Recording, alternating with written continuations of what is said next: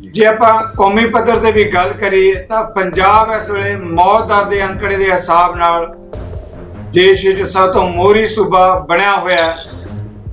Doctor Garg ਇਹਨਾਂ परिस्थितियां ਨੂੰ ਤੁਸੀਂ ਕਿਵੇਂ ਵੇਖਦੇ ਹੋ, ਕਿਵੇਂ ਆਂਕਦੇ ਹੋ?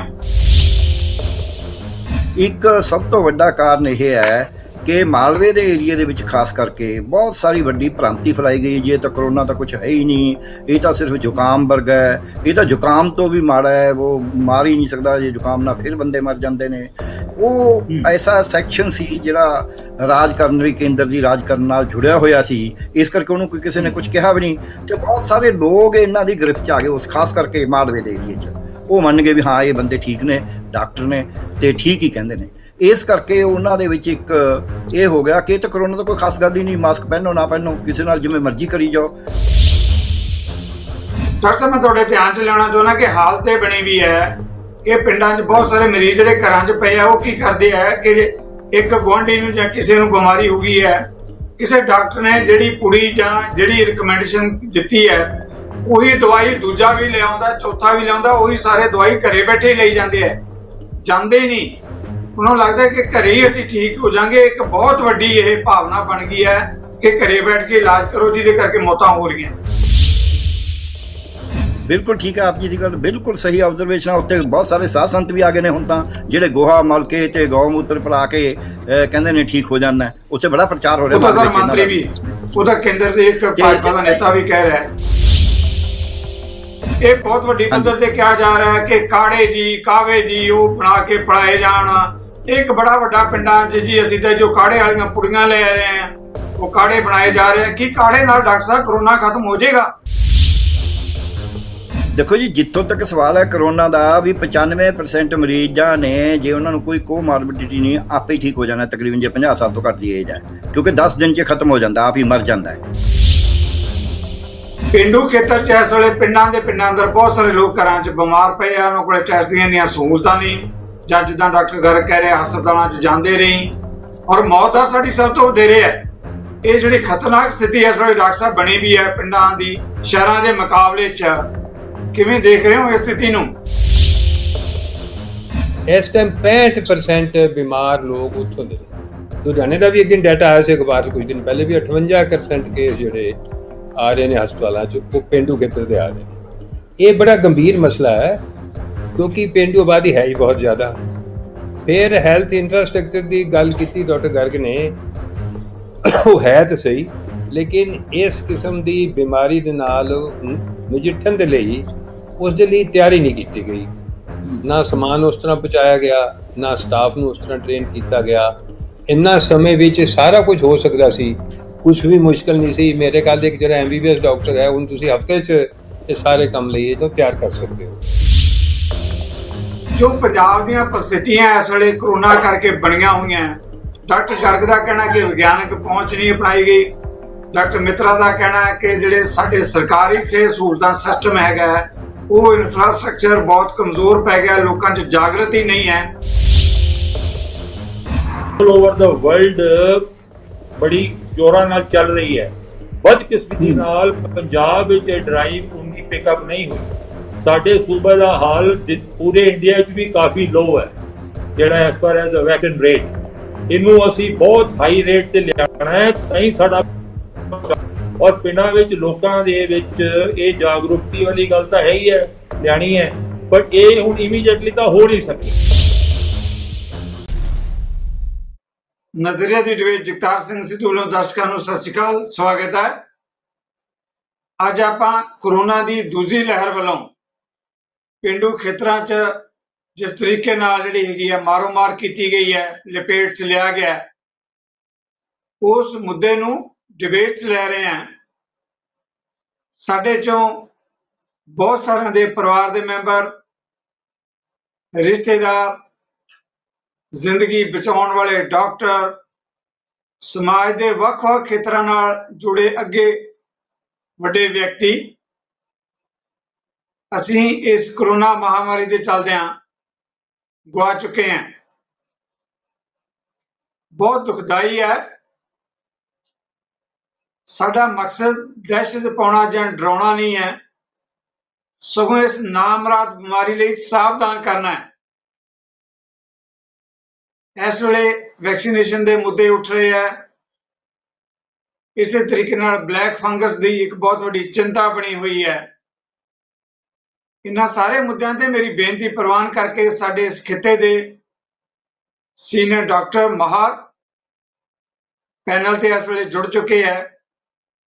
ਡਾਕਟਰ ਐਸ ਬਾਵਾ ਜਿਹੜੇ ਕਿ ਪੰਜਾਬ ਦੇ ਇੱਕ ਉੱਘੇ ਨਿੱਜੀ ਹਸਪਤਾਲ ਦੇ ਮਾਹਰ ਡਾਕਟਰ ਨੇ। ਡਾਕਟਰ ਪਿਆਰੇ ਲਾਲ ਗਰਗ ਸਿਹਤ ਸੇਵਾਵਾਂ ਅਤੇ ਸਮਾਜਿਕ ਖੇਤਰ ਦੀ ਜਾਣੀ ਪਛਾਣੀ ਹਸਤੀ ਨੇ।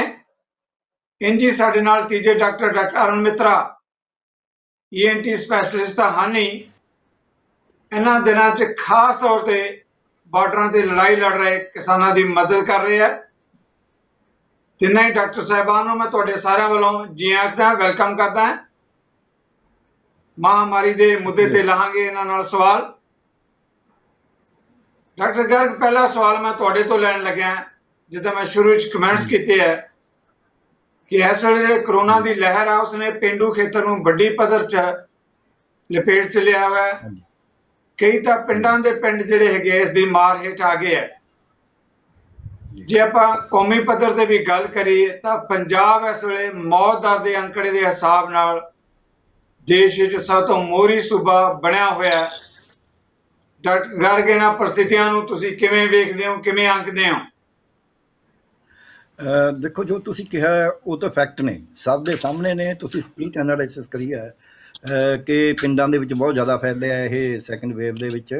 ਔਰ ਇੱਕ ਹੋਰ ਜਿਹੜਾ ਉਹਦੇ ਵਿੱਚ ਅਸੀਂ ਦੇਖਦੇ ਹਾਂ ਕਿ ਜੇ ਕੇਸ ਤਕਰੀਬਨ 1/4 ਨੇ ਟੋਟਲ ਦਾ ਜਿਹੜੇ ਪੰਜਾਬ 'ਚ ਹੈਗੇ ਨੇ, ਅਤੇ ਉਹਨਾਂ ਪਰ ਜਿਹੜੀ ਡੈਥ ਰੇਟ ਹੈ, ਟੋਟਲ ਡੈਥਸ ਜਿਹੜੀਆਂ ਹੋ ਰਹੀਆਂ ਨੇ ਰੂਰਲ ਏਰੀਆ ਦੇ ਵਿੱਚ ਤਕਰੀਬਨ 2/3 ਹੋ ਰਹੀਆਂ ਨੇ, 1/3 ਜਿਹੜੀਆਂ ਨੇ ਅਰਬਨ ਏਰੀਆ 'ਚ ਨੇ। ਰੂਰਲ ਵਿੱਚ ਡੈਥ ਬਹੁਤ ਜ਼ਿਆਦਾ ਹੋ ਰਹੀ ਹੈ। ਉਹਦੇ 2-3 ਕਾਰਨ ਨੇ ਜਿਹੜੇ ਸ਼ਾਇਦ ਸਮੇਂ 'ਤੇ ਦੇਖੇ ਵੀ ਨਹੀਂ ਗਏ ਅਤੇ ਉਹਨਾਂ ਨੂੰ ਠੀਕ ਤਰੀਕੇ ਨਾਲ ਐਡਰੈਸ ਵੀ ਨਹੀਂ ਕਰੇਗਾ। ਇੱਕ ਸਭ ਤੋਂ ਵੱਡਾ ਕਾਰਨ ਇਹ ਹੈ ਕਿ ਮਾਲਵੇ ਦੇ ਏਰੀਏ ਦੇ ਵਿੱਚ ਖਾਸ ਕਰਕੇ ਬਹੁਤ ਸਾਰੀ ਵੱਡੀ ਭ੍ਰਾਂਤੀ ਫੈਲਾਈ ਗਈ। ਜੇ ਤਾਂ ਕਰੋਨਾ ਤਾਂ ਕੁਛ ਹੈ ਹੀ ਨਹੀਂ, ਇਹ ਤਾਂ ਸਿਰਫ ਜ਼ੁਕਾਮ ਵਰਗਾ ਹੈ, ਇਹ ਤਾਂ ਜ਼ੁਕਾਮ ਤੋਂ ਵੀ ਮਾੜਾ ਹੈ, ਉਹ ਮਾਰ ਹੀ ਨਹੀਂ ਸਕਦਾ, ਜੇ ਜ਼ੁਕਾਮ ਨਾਲ ਫਿਰ ਬੰਦੇ ਮਰ ਜਾਂਦੇ ਨੇ। ਉਹ ਐਸਾ ਸੈਕਸ਼ਨ ਸੀ ਜਿਹੜਾ ਰਾਜ ਕਰਨ ਲਈ ਕੇਂਦਰ ਦੀ ਰਾਜ ਕਰਨ ਨਾਲ ਜੁੜਿਆ ਹੋਇਆ ਸੀ, ਇਸ ਕਰਕੇ ਉਹਨੂੰ ਕੋਈ ਕਿਸੇ ਨੇ ਕੁਝ ਕਿਹਾ ਵੀ ਨਹੀਂ। ਅਤੇ ਬਹੁਤ ਸਾਰੇ ਲੋਕ ਇਹਨਾਂ ਦੀ ਗ੍ਰਿਫਤ 'ਚ ਆ ਗਏ, ਉਸ ਖਾਸ ਕਰਕੇ ਮਾਲਵੇ ਦੇ ਏਰੀਏ 'ਚ। ਉਹ ਮੰਨ ਗਏ ਵੀ ਹਾਂ ਇਹ ਬੰਦੇ ਠੀਕ ਨੇ, ਡਾਕਟਰ ਨੇ ਅਤੇ ਠੀਕ ਹੀ ਕਹਿੰਦੇ ਨੇ। ਇਸ ਕਰਕੇ ਉਹਨਾਂ ਦੇ ਵਿੱਚ ਇੱਕ ਇਹ ਹੋ ਗਿਆ ਕਿ ਇਹ ਤਾਂ ਕਰੋਨਾ ਤਾਂ ਕੋਈ ਖਾਸ ਗੱਲ ਹੀ ਨਹੀਂ, ਮਾਸਕ ਪਹਿਨੋ ਨਾ ਪਹਿਨੋ, ਕਿਸੇ ਨਾਲ ਜਿਵੇਂ ਮਰਜ਼ੀ ਕਰੀ ਜਾਓ। ਅਤੇ ਇੱਕ ਪਾਸਾ ਇਹ ਹੋ ਗਿਆ ਪ੍ਰੀਵੈਂਸ਼ਨ ਦੀ ਕੋਈ ਲੋੜ ਨਹੀਂ। ਦੂਜਾ ਪਾਸਾ ਸਰਕਾਰ ਦੀ ਜਿਹੜੀ ਬਹੁਤ ਵੱਡੀ ਨਲਾਇਕੀ ਸੀ ਪਹਿਲੀ ਵਾਰੀ ਵੀ ਅਤੇ ਹੁਣ ਵੀ, ਉਹ ਇਹ ਹੋ ਗਿਆ ਕਿ ਉਹਨਾਂ ਨੇ ਕਰੋਨਾ ਨੂੰ ਵਿਗਿਆਨਕ ਤਰੀਕੇ ਨਾਲ ਹੈਂਡਲ ਕਰਨ ਦੀ ਬਜਾਏ ਜਾਂ ਤਾਂ ਵਹਿਮ ਪ੍ਰਸਤੀ ਨਾਲ ਹੈਂਡਲ ਕਰਨ ਦੀ ਕੋਸ਼ਿਸ਼ ਕਰੀ, ਜਾਂ ਫਿਰ ਡਾਕਟਰੀ ਅਮਲੇ ਦੀ ਬਜਾਏ ਪੁਲਿਸ ਦੇ ਉੱਤੇ, ਪ੍ਰਸ਼ਾਸਨ ਦੇ ਉੱਤੇ ਪੂਰਾ ਜ਼ੋਰ ਰੱਖਿਆ ਕਿ ਤੁਸੀਂ ਡੰਡੇ ਨਾਲ ਮਾਸਕ ਪਹਿਨਾਉਣਾ ਹੈ, ਡੰਡੇ ਨਾਲ ਲੋਕਾਂ ਨੂੰ ਰੋਕਣਾ। ਉਹਦੇ ਨਾਲ ਜਿਹੜਾ ਲੋਕਾਂ 'ਚ ਇੱਕ ਸਹਿਮ ਪੈਦਾ ਹੋ ਗਿਆ। ਤੀਜਾ ਇਹਦੇ ਵਿੱਚ ਇੱਕ ਗੱਲ ਹੋਰ ਹੋਈ ਹੈ ਕਿ ਸਰਕਾਰ ਨੇ ਖੁਦ ਹੀ, ਖਾਸ ਕਰਕੇ ਪੰਜਾਬ ਦੇ ਵਿੱਚ ਤਾਂ ਜ਼ਰੂਰ, ਹੁਣ ਤਾਂ ਸਾਰੇ ਇੰਡੀਆ 'ਚ ਹੀ ਹੈ, ਇਹ ਮਹਿਸੂਸ ਕਰਾਤਾ ਲੋਕਾਂ ਨੂੰ ਵੀ ਸਾਡੇ ਸਰਕਾਰੀ ਹਸਪਤਾਲਾਂ ਤਾਂ ਕੁਛ ਹੈ ਹੀ ਨਹੀਂ, ਅਸੀਂ ਤਾਂ ਬਿਲਕੁਲ ਹੀ ਨਹੀਂ ਤੁਹਾਡਾ ਕੁਛ ਕਰ ਸਕਦੇ। ਜਦ ਕਿ ਪੰਜਾਬ ਦੇ ਵਿੱਚ ਐਡਾ ਵੱਡਾ ਇਨਫਰਾਸਟਰਕਚਰ ਹੈ ਕਿ 516 ਪ੍ਰਾਇਮਰੀ ਹੈਲਥ ਸੈਂਟਰ ਨੇ, 1186 ਡਿਸਪੈਂਸਰੀ ਜਿੱਥੇ MBBS ਡਾਕਟਰ ਲੱਗੇ ਹੋਏ ਨੇ, ਅਤੇ ਹੈਲਥ ਸੈਂਟਰਾਂ 'ਚ ਨਰਸਾਂ ਵੀ ਨੇ, 161 ਕਮਿਊਨਿਟੀ ਹੈਲਥ ਸੈਂਟਰ ਨੇ ਜਿੱਥੇ 4-4 ਸਪੈਸ਼ਲਿਸਟਾਂ ਦੀਆਂ ਪੋਸਟਾਂ ਨੇ, 30 ਬੈੱਡ ਦਾ ਹਸਪਤਾਲ ਹੈ। ਉੱਥੇ ਆਕਸੀਜਨ ਆਰਾਮ ਨਾਲ ਲਾਈ ਜਾ ਸਕਦੀ ਸਿਲੰਡਰ ਦੇ ਰਾਹੀਂ। ਅਸੀਂ ਉਹਦਾ ਇੱਕ ਨਵਾਂ ਬਿਰਤਾਂਤ ਸਿਰਜਤਾ, ਆਕਸੀਜਨ ਬੈੱਡ, ਯਾਨੀ ਕਿ ਸੈਂਟਰਲਾਈਜ਼ਡ ਸਪਲਾਈ ਤੋਂ ਆਕਸੀਜਨ ਆਏਗੀ।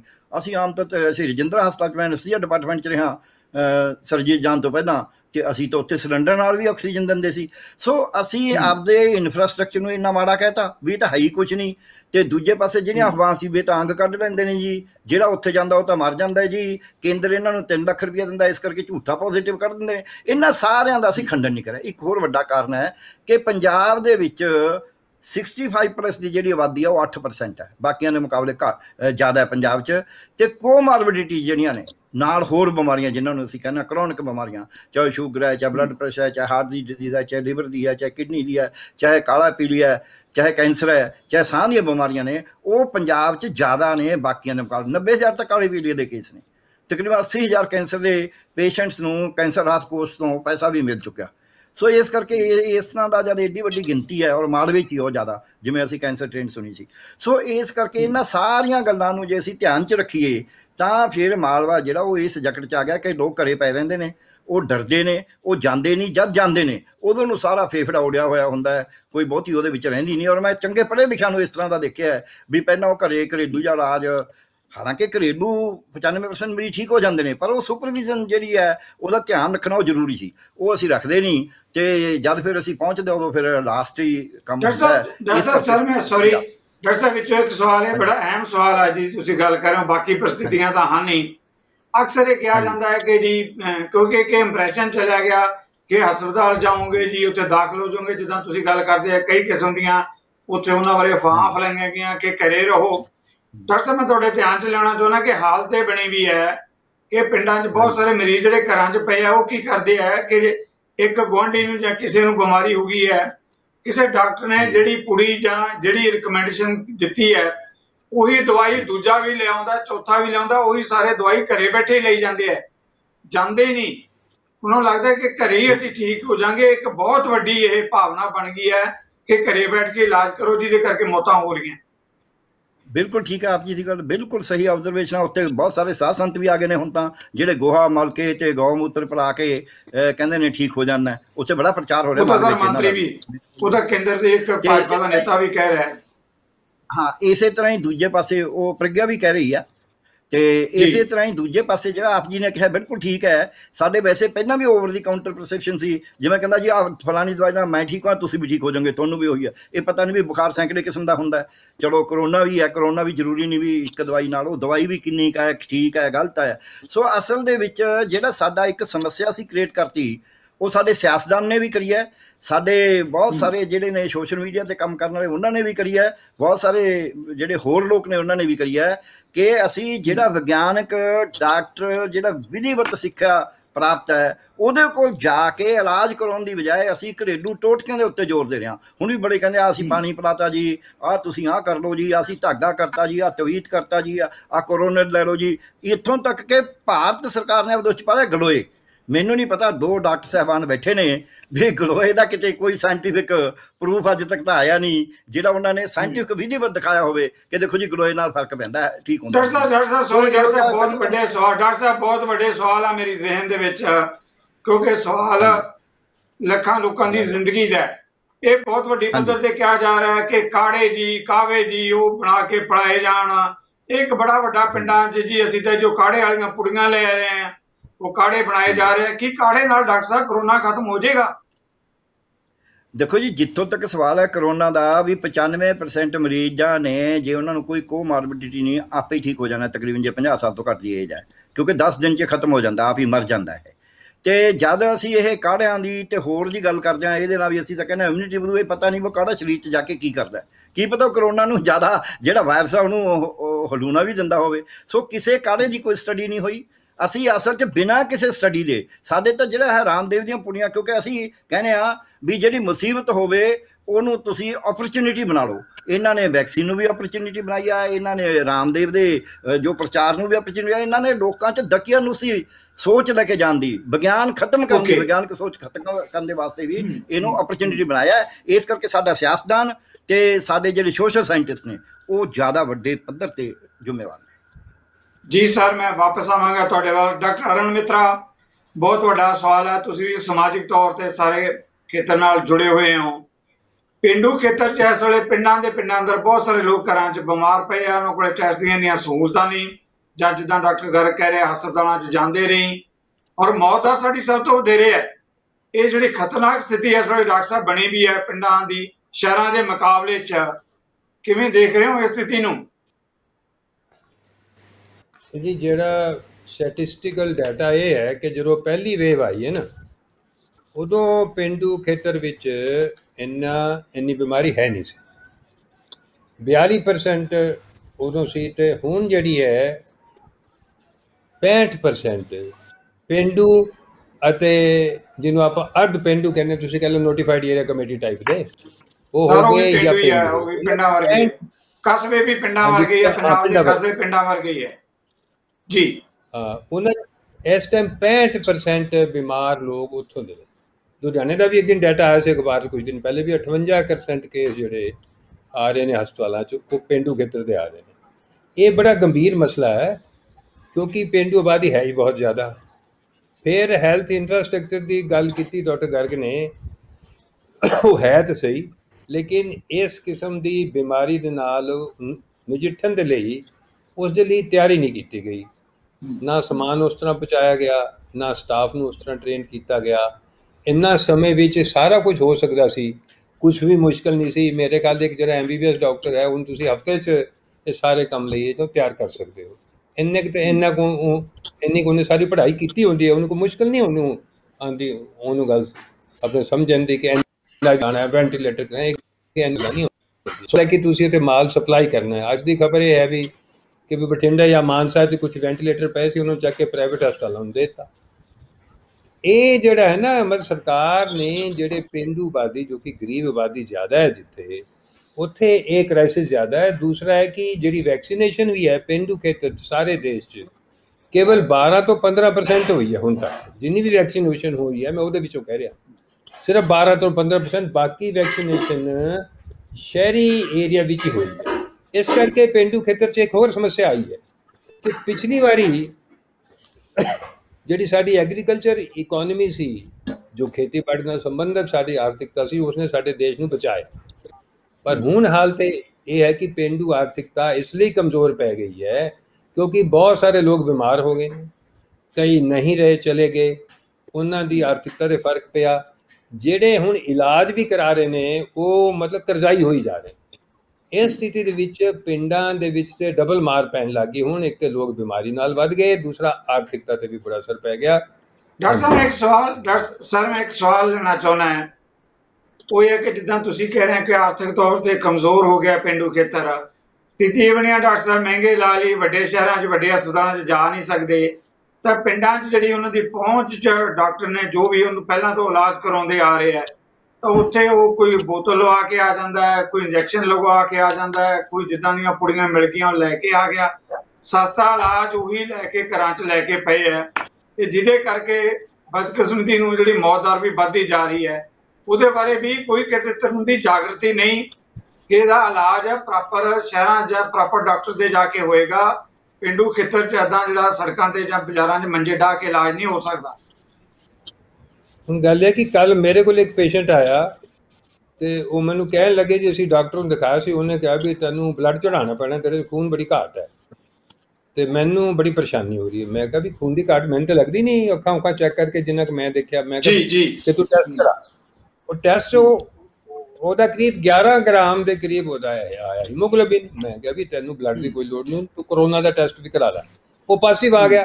ਸਾਰਾ ਰੋਗ ਹੋਰ ਪਾਸੇ ਸੀ। ਹੁਣ ਕੋਈ ਡਾਕਟਰ ਜਿਹੜੇ ਕਿ ਪੜ੍ਹੇ ਲਿਖੇ ਨਹੀਂ ਹਨ, ਉਹ ਉਹਨੂੰ ਬਲੱਡ ਚੜਵਾਉਣ ਲਈ ਰਾਏ ਦੇ ਰਹੇ। ਉਹ ਵਿਚਾਰੀ ਘਬਰਾਈ ਹੋਏਗੀ, ਮੈਂ ਖੂਨ ਕੁੱਤਲ ਜਾਵਾਂਗੀ। ਇਹ ਬਹੁਤ ਹੀ ਇੱਕ ਵੱਡਾ ਮਸਲਾ ਹੈ ਸਾਡੇ ਪਿੰਡੂ ਖੇਤਰ। ਡਾਕਟਰ ਸਾਹਿਬ ਇੱਕ ਸਵਾਲ, ਡਾਕਟਰ ਸਾਹਿਬ ਇੱਕ ਹੋਰ ਅਹਿਮ ਸਵਾਲ, ਕਿਉਂਕਿ ਬਹੁਤ ਸਾਰੇ ਪੰਜਾਬੀ ਤੁਹਾਨੂੰ ਸੁਣ ਰਹੇ ਹੈ, ਸੁਣਨਗੇ। ਉਹ ਇਹ ਵੀ ਹੈ ਕਿ ਅਕਸਰ ਪਿੰਡਾਂ 'ਚ ਗੱਲ ਇਹ ਵੀ ਬੜੀ ਹੈ ਕਿ ਜੀ ਕਿਹਾ ਜਾਂਦਾ ਉਹਨਾਂ ਨੂੰ ਕਿ ਤੁਹਾਡੇ ਜੀ ਬਲੱਡ ਸੈੱਲ ਘਟ ਗਏ, ਸੈੱਲ ਘਟ ਗਏ ਆ ਜੀ, ਕਮਜ਼ੋਰ ਹੋ ਗਏ ਨੇ। ਕੋਰੋਨਾ ਦਾ ਟੈਸਟ ਕਰਾਉਣ ਦੀ ਬਜਾਏ ਉਹਨਾਂ ਦੇ ਸੈੱਲਾਂ ਦੀ ਗਿਣਤੀ ਹੁੰਦੀ ਰਹਿੰਦੀ ਹੈ ਕਿ ਜੀ ਸੈੱਲ ਵੱਧ ਗਏ ਘਟ ਗਏ, ਉਸੇ ਹਿਸਾਬ ਨਾਲ ਹੀ ਬਿਮਾਰੀਆਂ ਦਾ ਦਵਾਈਆਂ ਦਾ ਫੈਸਲਾ ਕਰਦੇ ਆ। ਇਹ ਬਿਲਕੁਲ ਠੀਕ ਤੁਸੀਂ ਕਹਿ ਰਹੇ ਹੋ। ਸਾਰੇ ਸੈੱਲ ਲੈ ਕੇ ਆ ਜਾਂਦੇ ਨੇ ਤੇ ਨਾਲ ਟਾਈਫਾਇਡ ਦੀਆਂ ਰਿਪੋਰਟਾਂ ਲੈ ਕੇ ਆ ਜਾਂਦੇ ਨੇ। ਇਹ ਇੱਕ ਆਮ ਹੋ ਰਿਹਾ। ਇਹ ਬਾਰੇ ਨਾ ਚੇਤਨਤਾ ਦੀ ਬੜੀ ਘਾਟ ਹੈ। ਤੇ ਜਿਹੜੇ ਪਿੰਡਾਂ 'ਚ ਡਾਕਟਰ ਵੀ ਸਾਡੇ ਜੋ ਘੱਟ ਪੜ੍ਹੇ ਲਿਖੇ ਕਹਿ ਲਓ ਜਾਂ ਅਨਪੜ੍ਹ ਡਾਕਟਰ ਨੇ, ਉਹ ਵੀ ਇਹੀ ਕੁਛ ਇਸ ਤਰੀਕੇ ਦੀਆਂ ਗੱਲਾਂ ਕਰ ਰਹੇ ਨੇ। ਉਹਦਾ ਬਹੁਤ ਨੁਕਸਾਨ ਹੋ ਰਿਹਾ। ਇਸ ਲਈ ਮੈਂ ਅਪੀਲ ਕਰਨਾ ਚਾਹਾਂਗਾ ਪਿੰਡੂ ਲੋਕਾਂ ਨੂੰ। ਪਹਿਲੀ ਗੱਲ ਤੇ ਜੋ ਮੇਰੀ ਰੀਡਿੰਗ ਹੈ, ਪਿੰਡਾਂ 'ਚ ਲੋਕ ਜੇ ਕੋਈ ਬਿਮਾਰ ਪੈ ਜਾਂਦਾ ਕਿਸੇ ਘਰ 'ਚ, ਉਹਨੂੰ ਲੁਕਾਉਣ ਲਈ ਬੜੇ ਲੱਗੇ ਹੁੰਦੇ ਨੇ ਵੀ ਲੁਕੋ ਲਓ, ਇਹ ਕਿਸੇ ਨੂੰ ਪਤਾ ਨਾ ਲੱਗੇ ਕਿ ਮੈਨੂੰ ਕਰੋਨਾ ਹੋ ਗਿਆ। ਜਿਵੇਂ ਨਾ ਕੋਈ ਸਟਿਗਮਾ, ਕੋਈ ਐਸੀ ਭੈ ਦੀ ਗੱਲ ਹੈ ਵੀ ਜਿਵੇਂ ਬੁਰੀ ਗੱਲ ਹੈ, ਘਟ ਜਾਏਗਾ ਜੇ ਮੈਨੂੰ ਕਰੋਨਾ ਹੋ ਗਿਆ। ਜੀ ਜੀ। ਉਹ ਮਤਲਬ ਕਈ ਦਿਨ ਤੇ ਇਲਾਜ ਹੀ ਨਹੀਂ ਕਰਾ ਰਹੇ। ਤੇ ਫਿਰ ਜੇ ਕੋਈ ਟੈਸਟ ਕਰਨ ਲਈ ਵੀ ਆਂਦਾ ਤਾਂ ਉਹ ਟੈਸਟ ਤੋਂ ਵੀ ਗੁਰੇਜ਼ ਕਰਦੇ ਹਨ ਤੇ ਫਿਰ ਟੀਕਾਕਰਨ ਤੋਂ ਵੀ ਗੁਰੇਜ਼ ਕਰਦੇ ਹਨ।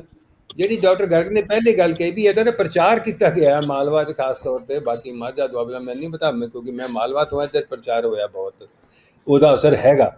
ਇਸ ਲਈ ਉਹਨੂੰ ਕਾਊਂਟਰ ਕਰਨਾ ਬੜਾ ਜ਼ਰੂਰੀ ਹੈ। ਉਹਦੇ ਲਈ ਲੋਕਾਂ ਦਾ ਵਿਸ਼ਵਾਸ ਨਾ ਤੇ ਸਿਆਸਤਦਾਨਾਂ ਤੇ ਹੈ, ਨਾ ਪ੍ਰਸ਼ਾਸਨਿਕ ਅਧਿਕਾਰੀਆਂ ਤੇ ਹੈ। ਇਹ ਮੇਰੀ ਸਮਝ ਵੀ ਡਾਕਟਰਾਂ ਨੂੰ ਅੱਗੇ ਆਉਣਾ ਪਏਗਾ, ਲੋਕਾਂ ਨੂੰ ਸਿੱਖਿਅਤ ਹੋਣ ਲਈ ਹੈਲਥ ਵਰਕਰ ਨੂੰ ਅੱਗੇ ਆਉਣਾ ਪਏਗਾ। Thank you doctor Sahib. Anganwadi worker ਰਾਹੀਂ ਸਾਨੂੰ ਲੋਕਾਂ ਨੂੰ ਜਾਣਾ ਪਏਗਾ। Okay okay. ਡਾਕਟਰ ਬਾਵਾ, ਤੁਹਾਡਾ ਵੀ ਬਹੁਤ ਸਾਰੇ ਮਰੀਜ਼ਾਂ ਨਾਲ ਲੰਬੇ ਸਮੇਂ ਤੋਂ ਤੁਸੀਂ ਸਿਹਤ ਸੇਵਾਵਾਂ ਨਾਲ ਜੁੜੇ ਹੈ। ਜੋ ਪੰਜਾਬ ਦੀਆਂ ਪਰਿਸਥਿਤੀਆਂ ਇਸ ਵੇਲੇ ਕਰੋਨਾ ਕਰਕੇ ਬਣੀਆਂ ਹੋਈਆਂ, ਡਾਕਟਰ ਗਰਗ ਦਾ ਕਹਿਣਾ ਕਿ ਵਿਗਿਆਨਕ ਪਹੁੰਚ ਨਹੀਂ ਅਪਣਾਈ ਗਈ। ਡਾਕਟਰ ਮਿੱਤਰਾ ਦਾ ਕਹਿਣਾ ਹੈ ਕਿ ਜਿਹੜੇ ਸਾਡੇ ਸਰਕਾਰੀ ਸਿਹਤ ਸਹੂਲਤਾਂ ਸਿਸਟਮ ਹੈਗਾ, ਉਹ ਇਨਫਰਾਸਟ੍ਰਕਚਰ ਬਹੁਤ ਕਮਜ਼ੋਰ ਪੈ ਗਿਆ, ਲੋਕਾਂ 'ਚ ਜਾਗਰਤੀ ਨਹੀਂ ਹੈ। ਕਿਵੇਂ ਦੇਖਦੇ ਹੋ ਸਾਰੀ ਸਥਿਤੀ ਨੂੰ, ਜੋ ਬਹੁਤ ਵੱਡੀ ਮਾਰਚ ਉਹਦੀ ਲੰਘ ਰਿਹਾ ਪੰਜਾਬ ਇਸ ਵੇਲੇ? सरकार जी इस तरह है, डॉक्टर साहबा ने बिल्कुल सारे राइट कर दिते है। मैं दो तीन गल्लां करना चाहांगा। और देखो इस तरह है, इंसान का ना ये बिहेवियर चेंज करना ये तो बहुत मुश्किल है। एक किस्म के जोड़े पिंडा च टोटके चल रहे हैं, सो लंबी खेल है, ये तो इमीडिएटली चेंज नहीं हो सकती। ये तो बहुत लंबी लड़ाई लड़नी पैनी है। लोगों के ख्यालात चेंज करने, रूरल हैल्थ इंफ्रास्ट्रक्चर बारे तो डॉक्टर साहब ने दस ही दिता कि हाल है पिंडा च। तो जोड़े हैल्थ सेंटर्स वगैरह है बहुत बुरा हाल है, तो फैसिलिटेबल नहीं है। पिंडा के लोकी की होता है, मोस्टली आयुर्वेदिक डॉक्टर से देखा, और जोड़े अनक्वालीफाइड कंपाउंड डॉक्टर दवाई काम चला रहे हैं। और डॉक्टर साहब ने बड़ी सोहनी गल की है, एक बीमारी होंगी है कोई दवाई जड़ियां कोई इस करके बीमारी का कोई नहीं हो पा रहा। ये सोच चेंज करनी तो बहुत औखी काम है। ये तो तरक्की ना होगी, लोगों की सोच ही चेंज होनी है। सो हुण पोजीशन की है, करना की चाहिए इस सिचुएशन च। हुण पिंडा है कि पिंडा ये चाहिए वैक्सीनेशन ड्राइव बड़ी जबरदस्त होनी चाहिए है। तुहानू 2 लाख का जिहड़ा आंकड़ा मैंने क्या पर डे देना है, ये तुसी अचीव करना पैना पिंडा च। यही एक सलूशन रह गया साडे कोल। लोकी तां मनदे नहीं, लोकी तां हटदे नहीं, लोकी तां बीमारी को फिरदे आ। बुखार वो कहंदे नहीं जी, वो एवें बुखार होएगा कोई नहीं, ठीक हो जाएगा। सो इस वेले साडे कोल जरिया जिहड़ा रह गया है, वो ऑल ओवर द वर्ल्ड बड़ी जोरां नाल चल रही है। बदकिस्मती नाल पंजाब विच ड्राइव उन्नी पिकअप नहीं हुई। साडे सूबे का हाल पूरे इंडिया च भी काफ़ी लो है, जिहड़ा as per as vaccine rate, इनू असी बहुत हाई रेट ते लियाना है ताई साडा। और पिंडां विच लोकां दे विच ये जागरूकती वाली गल तां है ही है, लियानी है, पर ये हुण इमीडिएटली तो हो नहीं सकती, और इंफ्रास्ट्रक्चर भी जल्दी खड़ा नहीं हो सकता। तो इस वेले सानू कोशिश ये होनी चाहिए है कि जिन्हें तो जिन्हें 70% तो उपर लोगों को वैक्सीन लग जाए। वो लगनी ताई है कि पिंडा के सरपंच नूं इकट्ठा करो, MLA, मिनिस्टर, MP, ये सारे इकट्ठे हों। हैल्थ केयर वर्कर्स, डॉक्टर साहब ने गल दसी वो भी चंगी है, उन्होंने भी इनवॉल्व करो। लेकिन लोकी सरपंचां दी ते MLA दी ज़्यादा सुनणगे मेरे हिसाब नाल, हैल्थ केयर वर्कर्स दी कोई सुन के राजी नहीं। असी भी देख रहे हैं अपने क्लिनिक च मरीज आता, उन्होंने कहते यार कोविड टेस्ट कराया, वो कहते डॉक्टर साहब नहीं वो तो पता नहीं वो की लोड़ है, तुसी अपने दवाई दे।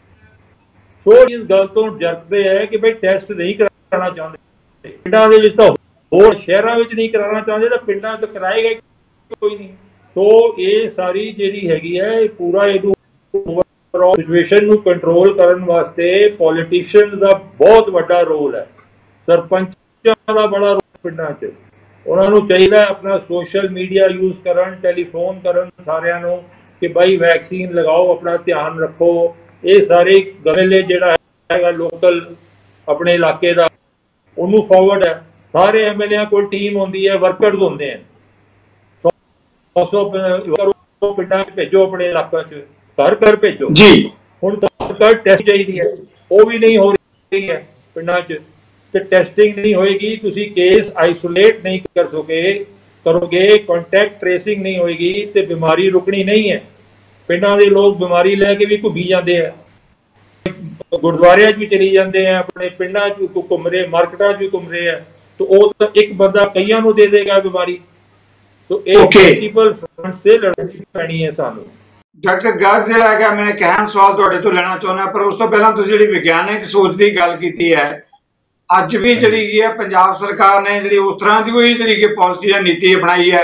हुणे कह रहे कि जी पंजाब च पिंडां अगे ਠੀਕਰੀ ਪਹਿਰਾ ਲਾ ਦਿਓ। ਜਾਣੀ ਉਹੀ ਪੁਰਾਣੀ ਨੀਤੀ, ਜਦੋਂ ਨਸ਼ੇ ਵਾਲੇ ਆਉਂਦੇ ਸੀ ਉਦੋਂ ਵੀ ਠੀਕਰੀ ਪਹਿਰਾ ਲਾ ਦਿਓ, ਜਦੋਂ ਖਾੜਕੂਆ ਦਾ ਦੌਰ ਸੀ ਉਦੋਂ ਵੀ ਠੀਕਰੀ ਪਹਿਰਾ ਲਾ ਦਿਓ, ਜਦੋਂ ਪਾਕਿਸਤਾਨ ਦੇ ਹਮਲੇ ਦਾ ਡਰ ਉਦੋਂ ਵੀ ਠੀਕਰੀ ਪਹਿਰਾ।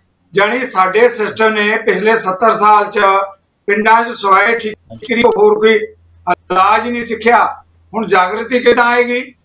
ਠੀਕਰੀ ਪਹਿਰਾ ਤਾਂ ਡਾਂਗ ਫੜ ਕੇ ਹੁੰਦਾ। ਡਾਕਟਰ ਸਾਹਿਬ ਕੀ ਕਹੋਗੇ? ਦੂਜਾ ਸਵਾਲ ਡਾਕਟਰ ਸਾਹਿਬ ਮੈਂ ਲੈਣਾ ਚਾਹਾਂਗਾ, ਉਹ ਹੈਗਾ ਬਲੈਕ ਫੰਗਸ ਦਾ ਬਹੁਤ ਵੱਡਾ ਖਦਸ਼ਾ ਸਾਡੇ ਆਮ ਲੋਕਾਂ ਦੇ ਵਿੱਚ ਪਾਇਆ ਜਾ ਕੇ ਬਲੈਕ ਫੰਗਸ ਇਸ ਵੇਲੇ ਪੰਜਾਬ 'ਚ ਵੀ ਜਿਹੜੀ ਹੈਗੀ ਹੈ ਆਪਣੇ ਪੈਰ ਪਸਾਰ ਰਹੀ ਹੈ।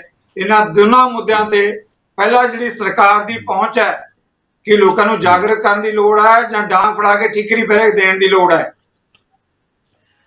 ਬਿਲਕੁਲ ਠੀਕ ਹੈ ਸਿੱਧੂ ਸਾਹਿਬ, ਤੁਸੀਂ ਵੀ ਦੋਨੋਂ ਪੈਨਲਿਸਟ ਨੇ ਬਾਕੀਆਂ ਨੇ ਵੀ ਇਹੀ ਵੀ ਇੱਕ ਤਾਂ ਲੋਕਾਂ ਨੂੰ ਅਵੇਅਰ ਕਰਨ ਵਾਸਤੇ ਤਿੰਨਾਂ ਤਰ੍ਹਾਂ ਦਾ ਲੋੜ ਹੈ। ਮੈਂ ਕਹਾਂਗਾ ਪੋਲੀਟੀਸ਼ੀਅਨ ਵੀ, ਸਰਪੰਚ ਵੀ, ਜਿਹੜੇ ਫਾਰਮਲ ਚੁਣੇ ਹੋਏ ਲੀਡਰ ਨੇ, ਇਨਫਾਰਮਲ ਨੇ ਉਹ ਵੀ, ਤਾਂ ਈਵਨ ਧਾਰਮਿਕ ਸੰਸਥਾਵਾਂ ਵੀ ਅਤੇ ਡਾਕਟਰੀ ਅਮਲਾ ਵੀ, ਇਹ ਸਾਰਿਆਂ ਦਾ ਹੀ ਰੋਲ ਹੈ। ਹਰ ਇੱਕ ਦੀ ਕੋਈ ਕਿਸੇ ਗਰੁੱਪ ਦੀ ਮੰਨਦਾ, ਕੋਈ ਕਿਸੇ ਗਰੁੱਪ ਦੀ ਮੰਨਦਾ, ਅਤੇ ਇਹ ਹੈ। ਦੂਜਾ ਮੈਂ ਤੁਹਾਨੂੰ ਕਿਉਂ ਕਹਿਣਾ ਵੀ ਮੈਂ ਉਸ ਏਰੀਏ ਦੇ ਵਿੱਚ ਕੰਮ ਕਰਿਆ। ਮੇਰੀ ਪਹਿਲੀ ਪੋਸਟਿੰਗ ਜਿਹੜੀ ਆ ਸਭ ਤੋਂ ਲਾਸਟ ਪਿੰਡ ਹੈ, ਹੁਣ ਉਹ ਮਾਨਸਾ ਜ਼ਿਲ੍ਹੇ ਦਾ, ਪਹਿਲਾਂ ਬਠਿੰਡੇ ਜ਼ਿਲ੍ਹੇ 'ਚ ਹੁੰਦਾ ਸੀ ਉਦੋਂ ਜਦ ਮੇਰੀ ਪੋਸਟਿੰਗ ਸੀਗੀ। ਉਹ ਸਰਸੇ ਦੇ ਲਾਗੇ ਹੈ, ਇੱਕ ਪਾਸੇ ਸਰਸਾ ਇੱਕ ਪਾਸੇ ਫਤਿਹਗੜ੍ਹ, ਡਿੰਗ ਰੋਡ ਤੋਂ 3 ਕਿਲੋਮੀਟਰ ਹੈ। ਕਈ ਬਾਗੜੀ ਪਿੰਡ ਨੇ ਉੱਥੇ, ਸਰਦੂਲਗੜ੍ਹ ਤੋਂ ਅੱਗੇ ਹੈ। ਉੱਥੇ ਕੋਈ ਨਹੀਂ ਆਉਂਦਾ ਸੀ ਮਰੀਜ਼। 20-25 ਪ੍ਰਾਈਵੇਟ ਪ੍ਰੈਕਟੀਸ਼ਨਰ ਜਿਹੜੇ ਡਾਕਟਰ ਸਾਹਿਬ ਮਿੱਤਰਾ ਸਾਹਿਬ ਨੇ ਦੱਸੇ ਨੇ ਜਿਹੋ ਜਿਹੇ ਬੈਠੇ ਸੀ, ਮੈਂ ਜਾ ਕੇ ਉੱਥੇ ਲੈਂਪ ਲਾ ਕੇ ਮਰੀਜ਼ ਦੇਖਣੇ ਸ਼ੁਰੂ ਕਰਤੇ। ਕੁਰਸੀ ਨਹੀਂ ਸੀ, ਕੋਈ ਮੇਜ਼ ਨਹੀਂ ਸੀ, ਦਵਾਈਆਂ ਦਾ ਬਕਸਾ ਸੀ ਖਾਲੀ, ਉਹਦੇ ਉੱਤੇ ਬੈਠ ਕੇ ਕੰਮ ਕਰ ਰਿਹਾ ਸੀ। 200 ਮਰੀਜ਼ ਰੋਜ਼ ਆਉਣ ਲੱਗ ਗਿਆ। ਸਵਾਲ ਇਹ ਹੈ ਵੀ ਅਸੀਂ ਆਪਣੇ ਨਾ ਤਾਂ ਡਾਕਟਰਾਂ ਨੂੰ, ਨਾ ਅਸੀਂ ਆਪਣੇ ਅਮਲੇ ਨੂੰ, ਨਾ ਅਸੀਂ ਜਿਹੜਾ ਜਿਵੇਂ ਡਾਕਟਰ ਮਿੱਤਰਾ ਸਾਹਿਬ ਨੇ ਕਿਹਾ ਵੀ ਜਿਹੜਾ ਸਾਡੇ ਕੋਲ ਜਿਹੋ ਜਿਹੀ ਮਾੜੀ ਮੋਟੀ ਘਾਟ ਕਮਜ਼ੋਰੀ ਸੀ ਸਾਜੋ ਸਮਾਨ ਦੀ, ਉਹਨੂੰ ਠੀਕ ਕਰਨ ਦੀ ਕੋਸ਼ਿਸ਼ ਕਰੀ ਹੈ। ਅਤੇ ਨਾ ਹੀ ਅਸੀਂ ਇੰਡੀਪੈਂਡੈਂਸ ਦਿੱਤੀ ਉਹਨਾਂ ਨੂੰ ਵੀ ਤੁਸੀਂ ਭਾਈ ਆਪੇ ਇਸ ਨੂੰ ਦੇਖੋ ਕਿੰਨਾ ਕਰਿਆ ਜਾਂਦਾ।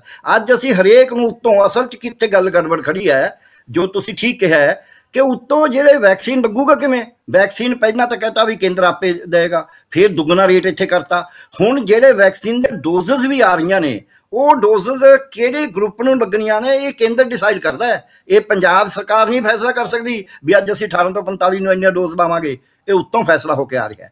ਦੂਜੀ ਗੱਲ ਮੈਂ ਇੱਕ ਹੋਰ ਕਹਾਂਗਾ ਵੀ ਪੰਜਾਬ ਦੇ ਨਾਲ ਪੰਜਾਬ ਸਰਕਾਰ ਨੇ ਦੋ ਪਾਸੇ ਲੜਾਈ ਲੜਨੀ ਸੀ, ਉਹ ਨਹੀਂ ਲੜ ਰਹੀ। ਇੱਕ ਪਾਸੇ ਪੰਜਾਬ ਨਾਲ ਵਿਤਕਰਾ ਹੋ ਰਿਹਾ ਹੈ। ਪੰਜਾਬ ਨੂੰ ਮੀਡੀਆ ਨੇ ਪ੍ਰਤੀ ਕਰੋੜ ਪਾਪੂਲੇਸ਼ਨ ਆਪਣੀਆਂ 12 ਲੱਖ 15,000 ਡੋਜ਼ਜ਼।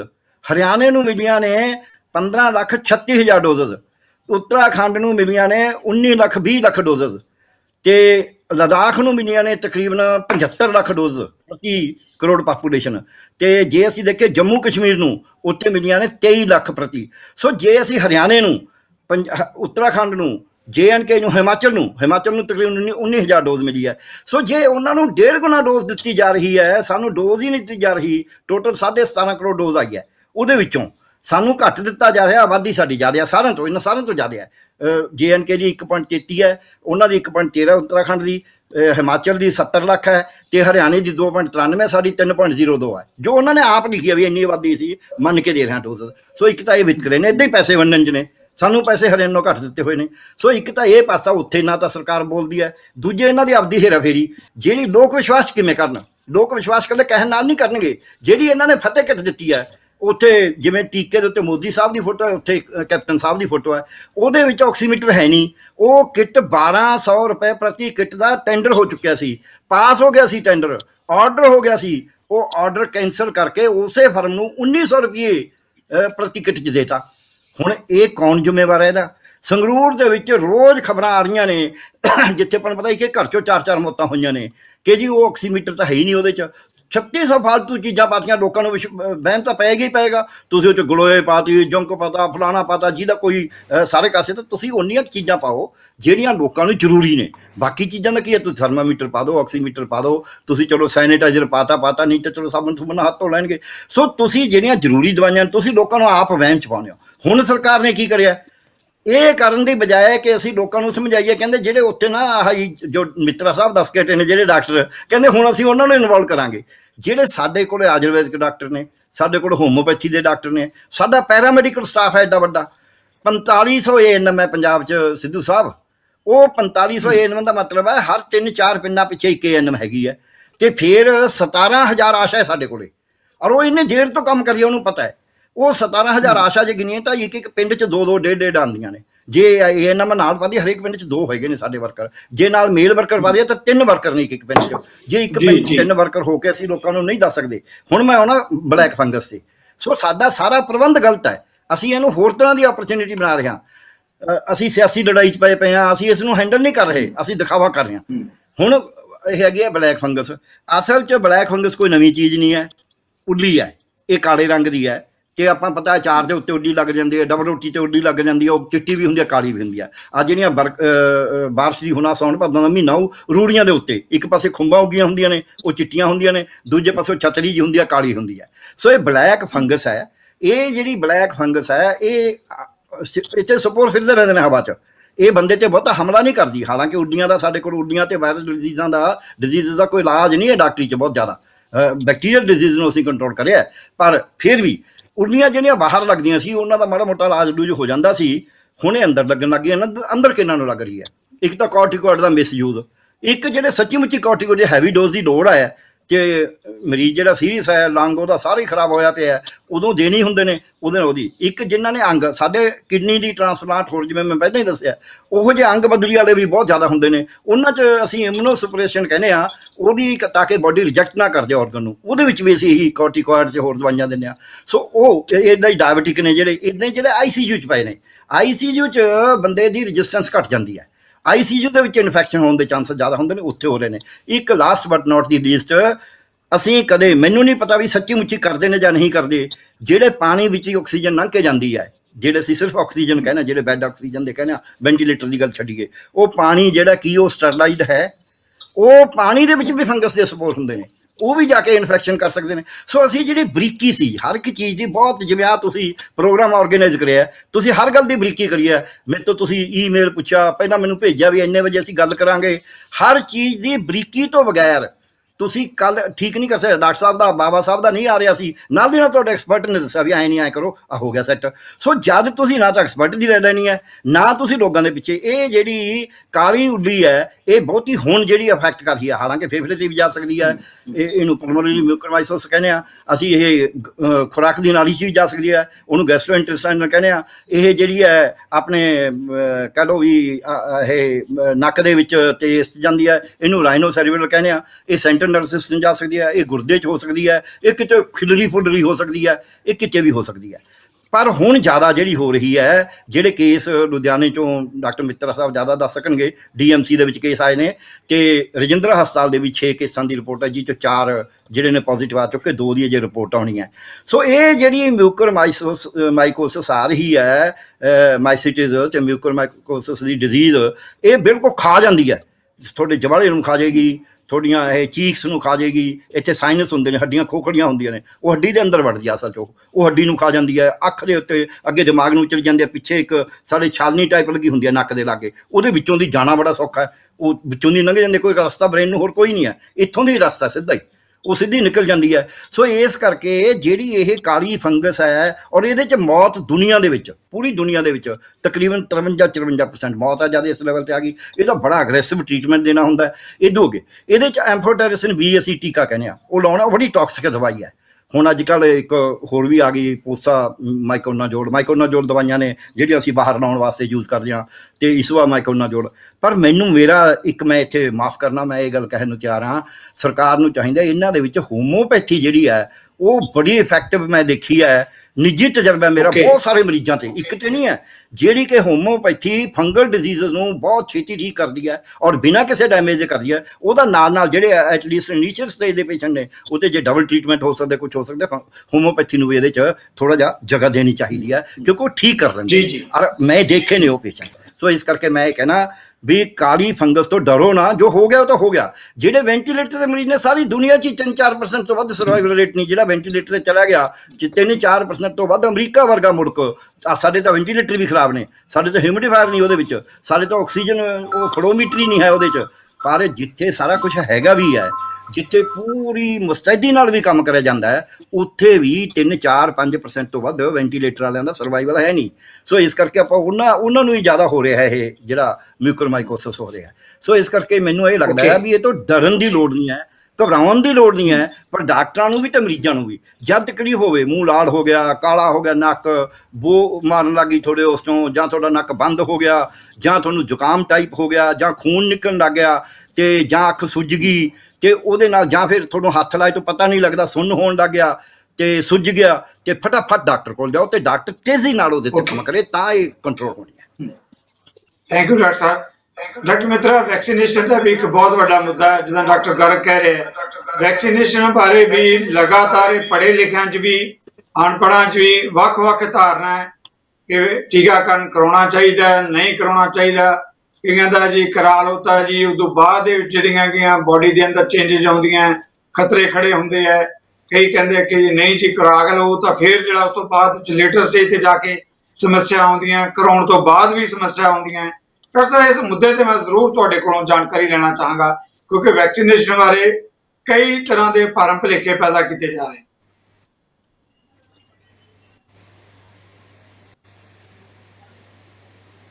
ਜੀ ਡਾਕਟਰ ਮਿੱਤਰਾ, ਆਵਾਜ਼ ਨਹੀਂ ਆ ਰਹੀ, ਇਹਨਾਂ ਦੀ ਆਵਾਜ਼ ਖਤਮ ਹੋ ਗਈ। ਵੈਕਸੀਨੇਸ਼ਨ ਇੱਕ ਬੜਾ ਸਫਲ ਤਰੀਕਾ ਹੈ ਬਿਮਾਰੀ ਨੂੰ ਰੋਕਣ ਦਾ। ਕੋਈ ਵੀ ਵੈਕਸੀਨ ਦੁਨੀਆ ਭਰ ਵਿੱਚ ਕਿਸੇ ਕਿਸਮ ਦੀ ਵੀ 100% ਕਦੇ ਵੀ ਤੁਹਾਨੂੰ ਸੁਰੱਖਿਆ ਨਹੀਂ ਦਿੰਦੀ, ਲੇਕਿਨ ਬਹੁਤ ਹੱਦ ਤੱਕ ਸੁਰੱਖਿਆ ਦਿੰਦੀ ਹੈ। ਇਸ ਦੇ ਨਾਲ ਜੇ ਬਿਮਾਰੀ ਹੁੰਦੀ ਵੀ ਹੈ ਤੇ ਬਹੁਤ ਘੱਟ ਲੋਕਾਂ ਨੂੰ ਹੈ ਕਿ ਜ਼ਿਆਦਾ ਸੀਵੀਅਰ ਬਿਮਾਰੀ ਹੋ। ਅਸੀਂ ਪਿੱਛੇ ਦੇ 2 ਡਾਕਟਰ ਦੇਖੇ ਹੈ, ਹੋਰ ਵੀ ਅਜਵਿਨ ਡਾਕਟਰ ਕੇ ਅਗਰਵਾਲ ਨੂੰ ਵੀ ਦੋਨੋਂ ਡੋਜ਼ਿਸ ਲੱਗੀਆਂ ਹੋਈਆਂ ਸਨ, ਫਿਰ ਵੀ ਉਹ ਨਹੀਂ ਰਹੇ। ਇੱਕ ਡਾਕਟਰ ਭੰਡਾਰੀ, ਇਸ ਤਰ੍ਹਾਂ 2-3 ਡਾਕਟਰ ਵੀ ਗਏ ਨੇ, ਪਰ ਫਿਰ ਵੀ ਬਾਈ ਐਂਡ ਲਾਰਜ ਇਸ ਗੱਲ ਨੂੰ ਪਾਇਆ ਗਿਆ ਕਿ ਵੈਕਸੀਨ ਨਾਲ ਪ੍ਰੋਟੈਕਸ਼ਨ ਮਿਲਦੀ। ਇਸ ਲਈ ਵੈਕਸੀਨ ਤੇ ਲਵਾਉਣਾ ਹੀ ਚਾਹੀਦਾ। ਇਹਦੇ ਬਾਰੇ ਕੁਝ ਹੈ, ਇਹਦੇ ਬਾਰੇ ਲੋਕਾਂ 'ਚ ਜਾਗਰਤੀ ਪੈਦਾ ਕਰਨੀ ਜ਼ਰੂਰੀ ਹੈ। ਸਾਡੇ ਦੇਸ਼ 'ਚ ਵੈਕਸੀਨ ਦੀ ਘਾਟ ਬੜੀ ਹੈ, ਕਿਉਂਕਿ ਵੈਕਸੀਨ ਪਹਿਲੇ ਸਾਡੀ ਸਰਕਾਰ ਨੇ ਨਾ ਆਪਣੀ ਪਿੱਠ ਤੋਕਣੀ ਸ਼ੁਰੂ ਕਰਤੀ। ਕੌਮਾਂਤਰੀ ਫੋਰਮ ਤੇ ਵੀ ਜਾ ਕੇ ਬੋਲਣਾ ਸ਼ੁਰੂ ਕਰਤਾ ਜੀ ਅਸੀਂ ਤੇ ਕਰੋਨਾ ਤੇ ਕਾਬੂ ਕਰ ਲਿਆ, ਆ ਲਓ ਵੈਕਸੀਨ। 1 ਕਰੋੜ ਦੇ ਕਰੀਬ ਵੈਕਸੀਨ ਇਹਨੇ ਆਪਣੇ ਬਾਹਰ ਭੇਜਤੀ, ਹੁਣ ਅਸੀਂ ਮੰਗਵਾਉਂਦੇ ਫਿਰਦੇ। ਦੇਖੋ ਐਸੀ ਅਜੀਬ ਹਾਲਤ। ਜਿਵੇਂ ਹੁਣੇ ਕਹੀ ਡਾਕਟਰ ਪਿਆਰ ਲਾਲ ਨੇ ਗੱਲ ਕਿ ਜੇ ਤੁਸੀਂ ਐਕਸਪਰਟ ਦੀ ਰਾਏ ਨਹੀਂ ਲਾਓਗੇ ਤੇ ਇੱਕ ਬੰਦਾ ਉੱਠ ਕੇ ਜੋ ਸਾਰੇ ਫੈਸਲੇ ਕਰੇਗਾ ਉਹ ਸੁਪਰਮੈਨ ਬਣੇਗਾ। ਉਹ ਲੀਡਰ ਵੀ ਹੈ, ਉਹ ਡਾਕਟਰ ਵੀ ਹੈ, ਉਹ ਸਾਇੰਟਿਸਟ ਵੀ ਹੈ, ਉਹ ਸਾਰਾ ਕੁਝ ਹੈ। ਫਿਰ ਇਹੀ ਕੁਝ ਹੋਏਗਾ ਨਾ। ਇਸ ਤਰ੍ਹਾਂ ਨਹੀਂ ਹੋਣਾ ਚਾਹੀਦਾ। ਹਰ ਫੀਲਡ ਦੀ ਆਪਣੀ ਐਕਸਪਰਟੀਜ਼ ਹੈ। ਜਿਹੜਾ ਖਤਰਾ ਹੈ ਵੈਕਸੀਨ ਦਾ ਉਹ ਬਹੁਤ ਹੀ ਨਾ ਦੇ ਬਰਾਬਰ ਹੈ। ਨਾ ਦੇ ਬਰਾਬਰ ਕਿ 3 ਲੱਖ ਦੇ ਕਰੀਬ ਕੇਸਾਂ 'ਚ ਇਹ ਪਾਇਆ ਗਿਆ ਕਿ ਇੱਕ ਦੇ ਪੇਸ਼ੈਂਟ ਨੂੰ ਬਲੱਡ ਕਲੌਟਿੰਗ ਹੋ ਸਕਦੀ ਹੈ, ਇਸ ਤੋਂ ਜ਼ਿਆਦਾ ਨਹੀਂ ਹੁੰਦੀ। ਉਹਦੇ ਨਾਲ ਇੱਕ ਦੋ ਦਿਨ ਦਾ ਬੁਖਾਰ ਹੋ ਜਾਂਦਾ ਹੈ ਲੋਕਾਂ ਨੂੰ, ਉਹ ਜਿਹੜਾ ਸਰੀਰ ਟੁੱਟਦਾ, ਉਹ ਸਾਰੇ ਵੈਕਸੀਨ ਨਾਲ ਹੀ ਹੋ ਜਾਂਦਾ। ਤੁਸੀਂ ਬੱਚਿਆਂ ਨੂੰ ਵੀ ਕੋਈ ਟੀਕਾਕਰਨ ਕਰਾਉਣ ਜਾਂਦੇ, ਬੱਚਾ ਵੀ 1-2 ਦਿਨ ਥੋੜਾ ਪਰੇਸ਼ਾਨ ਰਹਿੰਦਾ, ਪਰ ਉਸ ਤੋਂ ਬਾਅਦ ਠੀਕ ਹੋ ਜਾਂਦਾ। ਇਸ ਲਈ ਵੈਕਸੀਨ ਦੇ ਬਾਰੇ ਤੇ ਮੈਂ ਇਸ ਬਾਰੇ ਬੜਾ ਸਪਸ਼ਟ ਹਾਂ ਕਿ ਵੈਕਸੀਨ ਲਵਾਉਣਾ ਚਾਹੀਦਾ। ਹੋਰ ਸਾਡੇ ਕੋਲ ਕੋਈ ਤਰੀਕਾ ਵੀ ਨਹੀਂ ਨਾ ਇਸ ਟਾਈਮ। ਦੱਸੋ ਕਿਹੜੀ ਦਵਾਈ ਹੈ, ਕਿਹੜਾ ਕੁਛ ਹੈ। ਅਸੀਂ ਪਹਿਲੇ ਤਾਂ ਮਰੀਜ਼ ਨੂੰ ਸੀਰੀਅਸ ਕਰੀਏ, ਫਿਰ ਆਕਸੀਜਨ ਤੇ ਲਾਉਂਦੇ ਫਿਰੀਏ। ਕੋਸ਼ਿਸ਼ ਇਹੀ ਦੁਨੀਆ ਭਰ 'ਚ ਇਹ ਠੀਕ ਹੈ ਕਿ ਵੈਕਸੀਨ ਇੱਕਦਮ ਉਸ ਤਰ੍ਹਾਂ 10-10 ਸਾਲ ਦੇ ਟ੍ਰਾਇਲ 'ਚ ਹੋ ਕੇ ਨਹੀਂ ਆਈ, ਕਿਉਂਕਿ ਉਹਦੇ ਲਈ ਟਾਈਮ ਹੀ ਨਹੀਂ ਸੀਗਾ। ਇੰਨੀ ਜੋ ਮਹਾਮਾਰੀ ਇੱਕਦਮ ਫੈਲ ਗਈ, ਤੁਸੀਂ 10 ਸਾਲ ਥੋੜੀ ਇੰਤਜ਼ਾਰ ਕਰੋਗੇ ਵੈਕਸੀਨ ਟ੍ਰਾਇਲ ਦਾ। ਫਿਰ ਵੀ ਮੈਂ ਦਾਦ ਦੇਣਾ ਕਿ ਉਹਨਾਂ ਵਿਗਿਆਨਕਾਂ ਨੂੰ ਤੇ ਉਹਨਾਂ ਲੋਕਾਂ ਨੂੰ ਜਿਹੜੇ ਟ੍ਰਾਇਲ ਲਈ ਅੱਗੇ ਆਏ, ਜਿਨ੍ਹਾਂ ਨੇ ਆਪਣਾ ਜੀਵਨ ਆਫਰ ਕੀਤਾ। ਇੱਕ ਅਨਟੈਸਟਿਡ ਉਸ ਲੈਵਲ ਤੱਕ ਆਪਣੇ ਟੈਸਟ ਨਹੀਂ ਸੀ ਇਹ ਜੋ ਵੈਕਸੀਨ, ਉਹਨਾਂ ਲੋਕਾਂ ਨੂੰ ਉਹਨਾਂ ਨੇ ਟ੍ਰਾਇਲ ਵਿੱਚ ਹਿੱਸਾ ਲਿਆ ਤੇ ਫਿਰ ਵੈਕਸੀਨ ਆਈ। ਵੈਕਸੀਨ ਜ਼ਰੂਰ ਲਵਾਉਣੀ ਚਾਹੀਦੀ ਹੈ ਤੇ ਵੈਕਸੀਨ ਦੇ ਨਾਲ ਤੁਹਾਨੂੰ ਕੋਵਿਡ ਤੋਂ ਬਚਣ ਦਾ ਚਾਂਸ ਕਾਫੀ ਹੱਦ ਤੱਕ ਹੋ ਜਾਂਦਾ। ਤੇ ਵੈਕਸੀਨ ਹੁਣ 2-3 ਕਿਸਮ ਦੀਆਂ ਸਾਡੇ ਪੰਜਾਬ ਵਿੱਚ ਸਪੁਤਨਿਕ ਵੀ ਕਹਿੰਦੇ ਆ ਰਹੀ ਹੈ। ਇੱਕ ਗੱਲ ਹੈ ਕਿ ਸਰਕਾਰ ਨੂੰ ਵੈਕਸੀਨ ਸਭ ਨੂੰ ਫ੍ਰੀ ਲਾਉਣੀ ਚਾਹੀਦੀ, ਯੂਨੀਵਰਸਲ ਇਮਿਊਨਾਈਜੇਸ਼ਨ ਪ੍ਰੋਗਰਾਮ ਹੋਣਾ ਚਾਹੀਦਾ ਹੈ। ਨਹੀਂ ਤੇ ਇੱਕ ਸੈਕਸ਼ਨ ਜਿਹੜਾ ਹੈ ਉਹ ਪ੍ਰਾਈਵੇਟ ਖੇਤਰ ਜਾ ਕੇ ਵੈਕਸੀਨ ਲਵਾ ਲੇਗਾ, ਬਾਕੀਆਂ ਲਈ ਬੜੀ ਮੁਸ਼ਕਿਲ ਹੋ ਜਾਏਗੀ। ਫਿਰ ਉਹੀ ਇਨਇਕੁਇਟੀ ਇਨ ਵੈਕਸੀਨੇਸ਼ਨ ਵੀ ਆ ਜਾਏਗੀ। ਇੱਕ ਹੋਰ ਗੱਲ ਜੋ ਤੁਸੀਂ ਬਲੈਕ ਫੰਗਸ ਬਾਰੇ ਪਹਿਲੇ, ਉਹਦੇ ਲਈ ਵੀ ਮੈਂ ਇੱਕ ਬੜੇ ਥੋੜੇ ਸ਼ਬਦਾਂ ਨਾਲ ਗੱਲ ਕਰਾਂਗੇ ਕਿ ਵੀ ਠੀਕ ਨਹੀਂ ਪੈ ਰਹੇ। ਇਹ ਕੋਈ ਅਸੀਂ ਕਿਸੇ ਬਦਮਾਸ਼ਾਂ ਨੂੰ ਆਉਣ ਤੋਂ ਰੋਕਣਾ ਪਿੰਡ ਦੇ ਵਿੱਚ? ਦੱਸੋ ਮੈਨੂੰ। ਵਾਇਰਸ ਬਦਮਾਸ਼ ਹੈ, ਬਦਮਾਸ਼ ਜੇ ਵਾਇਰਸ ਨੂੰ ਬਦਮਾਸ਼ ਦੇ ਤੌਰ ਤੇ ਗਿਣੋਗੇ ਫਿਰ ਤੇ ਅਕਲ ਦਾ ਦਿਵਾਲਾ। ਵਾਇਰਸ ਇੱਕ ਵਿਸ਼ਾਣੂ ਹੈ, ਜੀਵਾਣੂ ਕਹਿ ਲਓ, ਉਹ ਹੈ, ਉਹਨੂੰ ਰੋਕਣਾ ਹੈ। ਉਹਦੀ ਮੈਨ ਟੂ ਮੈਨ ਟਰਾਂਸਮਿਸ਼ਨ ਹੈ, ਉਹਨੂੰ ਰੋਕਣਾ ਹੈ। ਉਹਦੇ ਲਈ ਹੈ ਠਿਕਰੀ ਸ਼ਿਕਰੀ ਪੈਰੇ ਦਾ ਕੋਈ ਹੱਲ ਨਹੀਂ, ਹੈਲਥ ਵਰਕਰ ਦੇ ਰਾਹੀਂ। ਬਾਕੀ ਜਿਹੜੇ ਲੋਕ ਪਿੰਡਾਂ 'ਚ ਜਾਂ ਲੋਕਾਂ 'ਚ ਵਿਚਰਦੇ ਨੇ, ਲੋਕ ਉਹਨਾਂ ਨੂੰ ਸੁਣਦੇ ਨੇ, ਉਹਨਾਂ ਨੂੰ ਵਿੱਚ ਸ਼ਾਮਿਲ ਕਰਕੇ ਉਹਨਾਂ ਨੂੰ ਵੀ ਪਹਿਲੇ ਗਿਆਨ ਦਿਓ।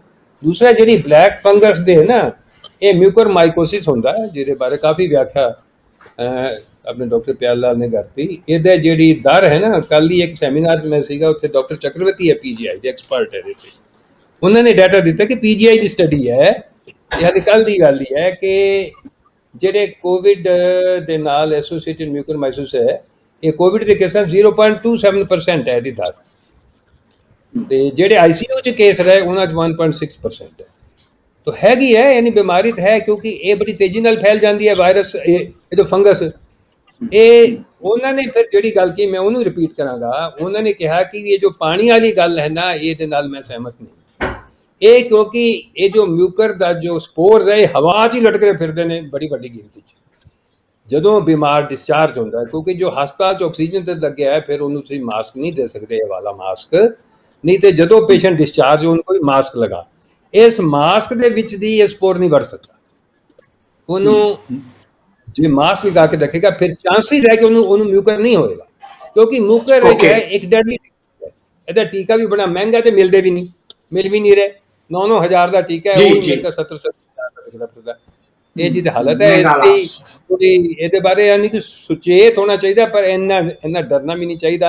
ਹੁਣ ਗੱਲ ਹੈ ਕਿ ਜਿਹਦਾ ਕੋਈ ਮਰੀਜ਼ ਦਾਖਲ ਹੁੰਦਾ ਉਹ ਇਸ ਗੱਲ ਨੂੰ ਸੁਣ ਲੈਂਦਾ ਨਾ ਵੀ ਸਟੀਰਾਇਡ ਜਿਹੜੇ ਨੇ ਸ਼ੂਗਰ ਵੀ ਵੱਧ ਗਿਆ, ਉਹਦਾ ਫਿਰ ਲੈ ਲਈਏ ਵੀ ਸਾਡੇ ਮਰੀਜ਼ ਦਾ ਕੀ ਬਣੇਗਾ। Thank you doctor Sahib ji thank you doctor ਬਾਬਾ। ਇੱਕ ਹੋਰ ਅਹਿਮ ਸਵਾਲ ਜਿਹੜਾ ਸਾਰੇ ਦਰਸ਼ਕ ਜਾਣਨਾ ਚਾਹੁੰਦੇ, ਅਕਸਰ ਇਹ ਸਵਾਲ ਉੱਠਦਾ ਹੈ, ਇੱਕ ਆਮ ਸਵਾਲ, ਕਿ ਜਦੋਂ ਕਰੋਨਾ ਮਹਾਮਾਰੀ ਦੀ ਆਪਾਂ ਗੱਲ ਕਰਦੇ ਹਾਂ, ਜਿੱਦਾਂ ਡਾਕਟਰ ਪਿਆਰੇ ਲਾਲ ਨੇ ਕਿਹਾ, ਮਿਤਰਾ ਜੀ ਨੇ ਕਿਹਾ, ਕਿ ਕੀ ਹੈ ਜੇ ਆਉਣ ਵਾਲੇ ਸਮੇਂ 'ਚ ਲੰਬੇ ਸਮੇਂ 'ਚ ਇਹਦੇ ਨਾਲ ਲੜਨਾ ਪਏਗਾ ਜਾਂ ਨੀਅਰ ਫਿਊਚਰ 'ਚ ਲੱਗਦਾ ਇਹਦੇ ਤੇ ਕਾਬੂ ਪੈ ਸਕਦਾ ਹੈ? हाँ जी जगतार जी, बड़ा सवाल है थोड़ा। बस खाली ब्लैक फंगस से मैं कहना चाहूँगा, पहले देखो साढ़े हॉस्पिटल भी असली है ये ਜਿਹੜਾ ब्लैक फंगस है, ये दी मात्रा बढ़ रही है ICU पेशेंट च, जिस तरह डॉक्टर मित्रा ने दसिया। ये हाईलाइट करना बड़ा जरूरी है कि लोकी पिंडां च भी और शहरां च भी स्टीरॉयड का बड़ा इनडिस्क्रिमिनेट यूज कर रहे हैं।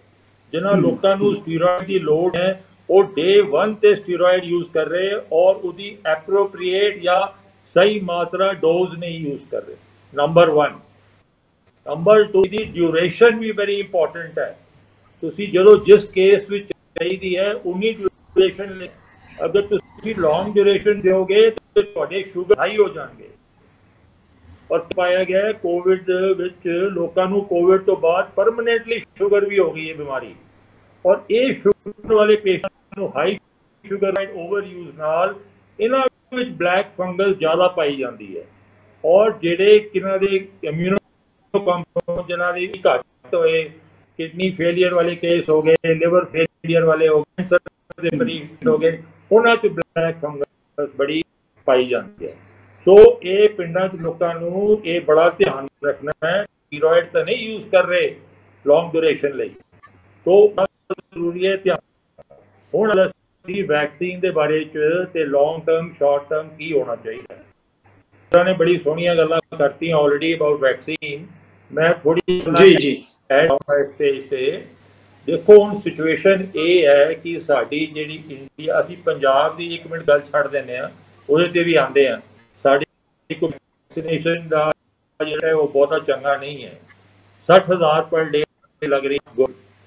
एंड इंडिया का अगर देखिए तो इस वेले 3.8% ऑफ द पॉपुलेशन को वैक्सीन की 2 डोज लगी है, और सिंगल डोज वाले है 9%। वेरी वेरी मिनिस्कल नंबर, बहुत थोड़ा है जिन्होंने लगी है।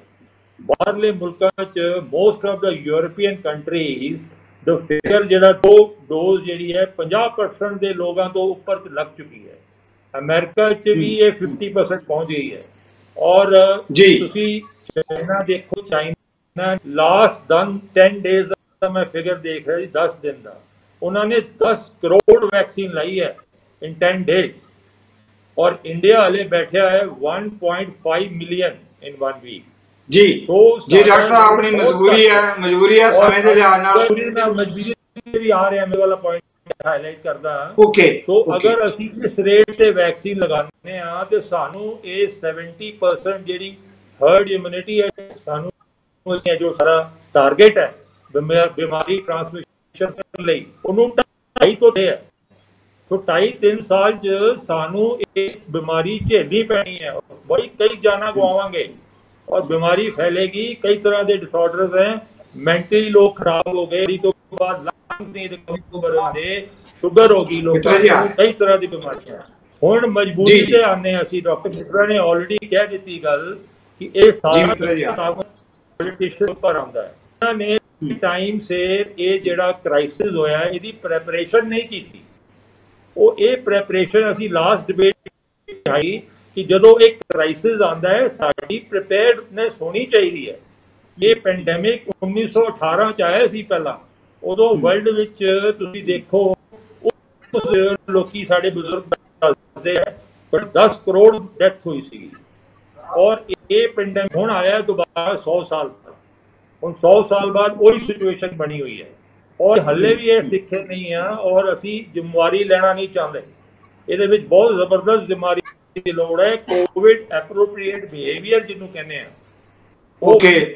ये नाल चलेगी और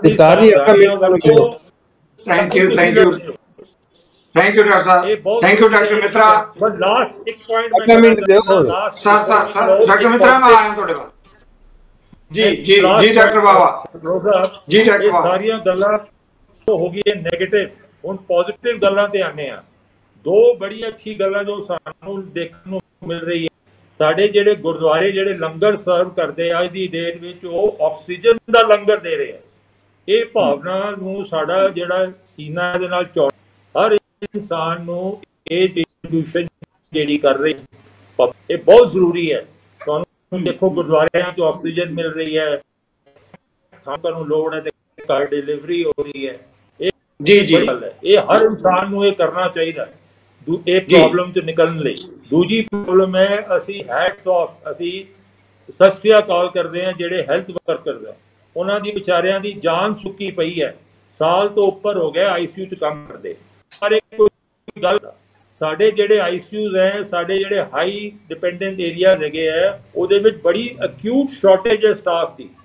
ऑलरेडी नर्सिस ओवर टाइम कर रही है। पंजाब में बहुत ही बुरा हाल है, साडे कोल ICU है ही नहीं, मैन पावर नहीं ICU करते। सो ये चीज़ां बड़ियां इंपॉर्टेंट है। हुण सानू सबक आ गया, we should work on these things for the future. Thank you doctor साहब, बिल्कुल बिल्कुल डॉक्टर साहब, बहुत मेहरबानी। डॉक्टर मित्रा तुसीं अपनी गल कहना चाहुंदे हो संक्षेप दे विच प्लीज।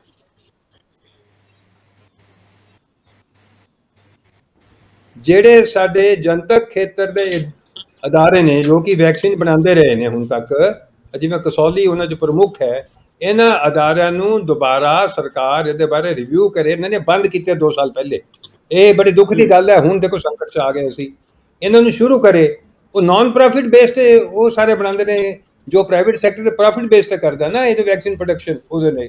दूसरी गल डॉक्टर बाबा ने कही इन्हां बारे जो अपने हैल्थ वर्कर ICU काम कर रहे हैं, मैं देख रहा कि नौजवान डॉक्टर नौजवान नर्सा 8-8 घंटे PP पा के, मैं भी PP पा के मरीज देखना 3-4 घंटे तो बाद बस हो जाती है। उन्होंने दी ड्यूटी घटनी चाहिए, 4 घंटे तो बाद ड्यूटी नहीं होनी चाहिए, उन्होंने फ्री करो। एक तो हाई रिस्क ते ने दिया इन्ने जो कोविड वार्ड च बच्चा उत्थे काम कर रहा, भावें डॉक्टर है भावें नर्स है, वो इन्ने हाई रिस्क ते है, फिर भी वो काम कर रहे हैं। उन्होंने विचों कईयां दी मौतां भी बड़ी गिनती च होईयां ने, उहदे बारे सानू सोचना पएगा। मैं तो यही 2 गल्लां। अच्छा एक आखिरी गल है कि जेडे साडे किसान वीर मोर्चे ते बैठे, मैं उन्होंने कोल जाके असी लगातार उत्थे जाके मैडिकल कैंप भी लैने, उन्होंने सहायता की है, मैडिकल एड हुण भी दे रहे हैं। मेरी बेनती है कि हुण इकट्ठ उत्थे ना करन, मेरे किसान वीरां नूं पिंडां दे गल चल रही छोटा उत्थे इकट्ठ करन, रखन सावधानियां बरतन, टेस्ट करवाउण ते टीके सरकार नूं कहण, सरकार नूं कटहरे खड़ा करन, क्योंकि सरकार करी सानू पता है। हुण सरकार उन्हां दे हमें उल्टा सरकार ते हमले करन, बस मेरी। थैंक यू डॉक्टर साहब। इस अहम मुद्दे ते आउण लई मैं डॉक्टर बाबा, डॉक्टर गर्ग, डॉक्टर मित्रा तिन्हां दा बहुत बहुत धन्नवादी हां। डॉक्टर साहबान ने जिहड़ा सुनेहा दिता है कोरोना महामारी के टाकरे लई असी किस तरह बुलंद ते एक आवाज़ दे नाल टाकरा कर सकते हैं। सब तो वड्डा सुनेहा यही है कि सानू सारिआं नूं सावधानी वरतदिआं सारे साधन चाहे सरकारां है ਚਾਹੇ ਚੁਣੇ ਹੋਏ ਨੁਮਾਇੰਦੇ ਹੈ, ਡਾਕਟਰ ਹੈ, ਵੱਖ-ਵੱਖ ਖੇਤਰਾਂ ਦੇ ਜੁੜੇ ਲੋਕ ਹੈ, ਮਿਲ ਕੇ ਟਾਕਰਾ ਕਰਨਾ ਪਏਗਾ ਇਸ ਨਾਮਰਾਦ ਬਿਮਾਰੀ ਦਾ। ਜਿੱਤਾਂਗੇ ਜ਼ਰੂਰ, ਬੁਲੰਦ ਹੌਸਲਾ ਰੱਖ ਕੇ ਹੀ ਜਿੱਤ ਸਕਦੇ ਹਾਂ। ਇਹਨਾਂ ਮੁੱਦਿਆਂ ਤੇ ਆਉਣ ਲਈ ਤੁਹਾਡੇ ਸਾਰਿਆਂ ਵੱਲੋਂ ਮੈਂ ਆਪਣੇ ਤਿੰਨੇ ਸੀਨੀਅਰ ਡਾਕਟਰ ਸਾਹਿਬਾਨ ਜਿਨ੍ਹਾਂ ਨੇ ਆਪਣੇ ਪ੍ਰੋਫੈਸ਼ਨ 'ਚੋਂ ਸਾਨੂੰ ਸਮਾਂ ਦਿੱਤਾ, ਸਮਾਂ ਕੱਢਿਆ, ਇੱਕ ਵਾਰ ਬਹੁਤ-ਬਹੁਤ ਉਹਨਾਂ ਦਾ ਧੰਨਵਾਦ। ਇਸ ਦੇ ਨਾਲ ਹੀ ਤੁਹਾਡੇ ਕੋਲੋਂ ਵੀ ਲਵਾਂਗਾ ਇਜਾਜ਼ਤ। ਸਤਿ ਸ੍ਰੀ ਅਕਾਲ। ਸਾਡਾ ਹਰ ਇੱਕ ਪ੍ਰੋਗਰਾਮ ਵੇਖਣ ਤੇ ਸਾਡੇ ਨਾਲ ਜੁੜਨ ਲਈ ਸਬਸਕ੍ਰਾਈਬ ਕਰੋ ਚੈਨਲ ਪੰਜਾਬੀ ਤੇ ਨੋਟੀਫਿਕੇਸ਼ਨ ਲਈ ਬੈਲ ਆਈਕਨ ਵਾਲੇ ਬਟਨ ਤੇ ਕਲਿੱਕ ਕਰੋ।